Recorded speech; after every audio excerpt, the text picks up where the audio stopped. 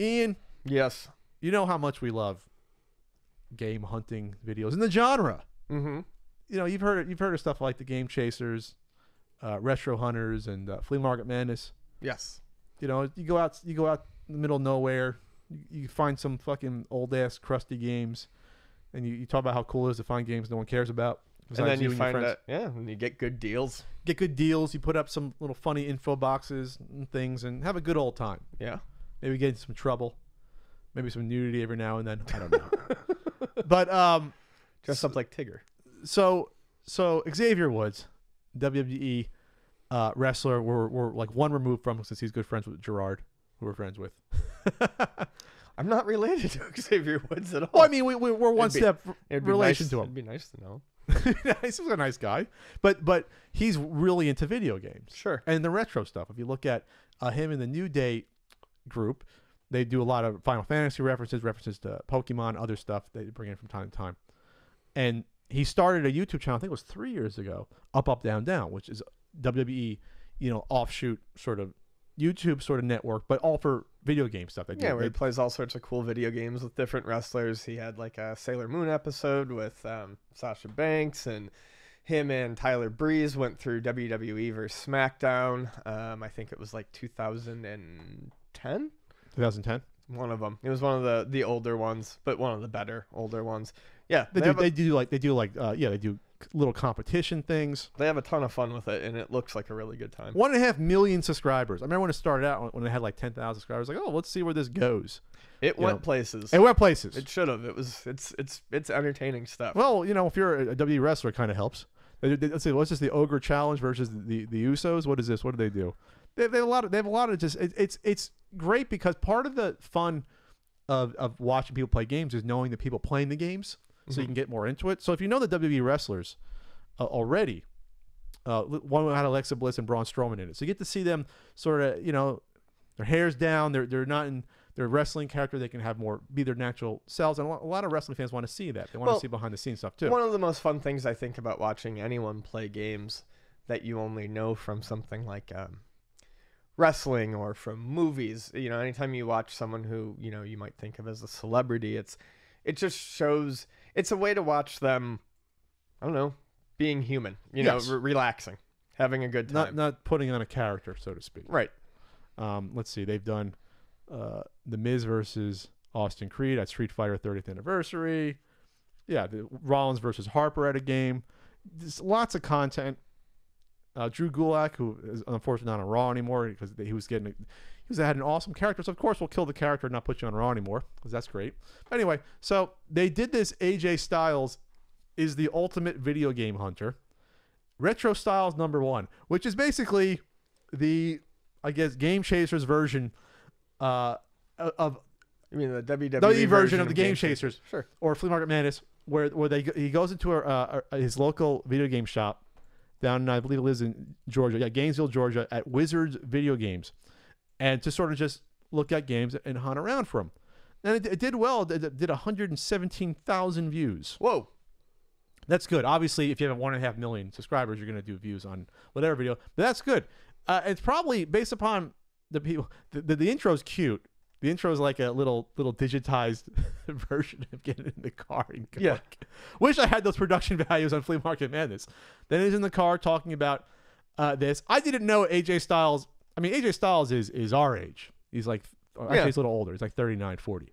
So he would have grown up with NES, maybe Atari 2600. So I had no idea how much he's into this stuff before. But, he gives it a go. He goes and he checks out the game store, the first few. It's funny. It's like some of it's the worst of the genre, I would say, like talking in the car on your way to going to somewhere where it's like, okay, I guess that's the style of the documentary style of going out searching for games. But then he talks with the people at the what is it, Wizards Video Games, and he learns about he goes through a find of a tub. It looks like though he's just filming like on a smartphone. It looks like, not, which again is the worst of the genre, but it is what it is. It's easy to do that, It's got an authentic look to it. Oh no, it's low tech. Besides the people behind the scenes putting in the little text box and little 8-bit ish music in the background of it. I don't know. What are your thoughts? I thought there were some cute things about it. There were some things where I could tell that, you know, AJ, love him as a wrestler, doesn't know that much about some of this stuff, but it is what it is. It came across as, I would say, like genuine, in that he definitely does not know everything about the games, but he seemed very excited to see things such as Mega Man. What was impressive to me was he definitely seemed to know Metal Storm, the way the guy behind the counter said, "Oh, you passed on this last time," and he was like, "Yeah, I don't want to miss on that this time." The pricing that they mentioned actually seemed to be very reasonable. I'm assuming that when they priced the Mega Man 1, that it was a box complete copy, because all of the games in those boxes looked, in that tub that was opened, looked complete. Yeah, I mean, there was a little bit wrong with the Tengen carts, calling them bootlegs. I mean, they were unlicensed, but honestly, that's nitpicking. It's just, you're not going to split hairs on calling Tengen games bootlegs when they weren't bootlegs. I said they're not. They're unlicensed. I mean, all in all, it's another YouTube show out there. It's whether or not he feels like he can, he wants to keep it going, I guess. Well, this is his local store. I wonder if he'll do this on the road. On a bunch. Is this a one-off, or is this hey, because they're coming to San Diego. Oh, we're not going to be here the end of the month. We could have contacted them to come to Luna. They're doing Raw here. Oh, he's on SmackDown. That's right. Actually, Raw's coming here for the first time in forever, I think. But it is something that would lend itself well to the traveling schedule of WWE. I feel like he would need a buddy to go around with. I'd like someone that knows a bit more versus relying on the people running the stores to explain the stuff to him. I guess that's what I want to say. I had no real problems. I do kind of feel like the people who were running the store had a pretty good grip on things. I mean, pricing. My main thing is pricing in these sorts of videos always seems to be way off. Well, we didn't see the price of what some of the stuff was selling, but we're just knowing the price of what they were telling us. Yeah. Well, that's what I'm going for. Like, that's what I'm saying. Like, that didn't seem overly inflated in any way, shape, or form, which was pretty impressive. I wonder, this is the first time you see something like this to a much broader audience, like something like a Flea Market Madness or Game Changers, opening it up to a wider audience. People that most WWE fans probably don't give a shit about collecting retro games, the vast majority. How would they respond to this, over time? Would they something they get into? Would they be like, oh, is this like watching, Antiques Roadshow? Is it a niche thing?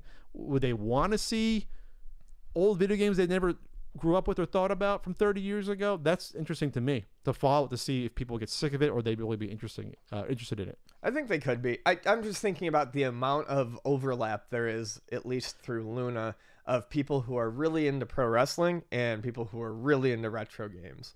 And there seems to be a lot of that in, But when that's the opposite, though. Is it most retro gamers are into pro wrestling, but not pro wrestling fans are into retro gaming? I don't know. Yeah. But I mean, if the whole up, down, down concept is working on a whole. But that's general video games, not retro games, though. True. I think that the rule of thumb is that retro video games in general doesn't get the views or clicks, versus modern games. So he's got to go modern with some retro thrown in, obviously, because you have to do that. That's what you like, because Xavier Woods is a guy who is probably around our age or slightly younger, so he's into video game stuff. So all right, AJ, I'll take you out to Flea Market Madness. We'll go to you got to get up at 7 a.m. Get to be there at 7 a.m, AJ. Don't go with him. Don't listen to him. Find some good deals. I would add this, though. The experience is much different just walking into retro game shops versus going out in the wild. And I think people like the discovery aspect of not knowing what's going to be there. After a while, walking into shop after shop, you kind of know what games are going to be there. Sure. There's not much that's going to surprise you. Maybe like one item in each shop might be unique, but you're not going to be like, oh my God, here's a cool thing. And obviously, you're not going to get a deal. That's the other thing, too. So if you're looking for the deal stuff, this isn't going to be what you're after for a series. I'm trying to give AJ Styles advice about his retro hunting game series, a genre that's been I guess you could say it's been played out at this point, since there's so many people that have been doing it. After a handful did it, and then it blew up because anyone can do it with a smartphone. You know, I've been at I don't know who we can bring up, but there's been people that have been following me around at the flea market filming their own series. Like, well, that's how you kind of know it's been saturated. Hunting the retro hunters. Hunting the retro hunters. We're gonna shoot them down like dogs.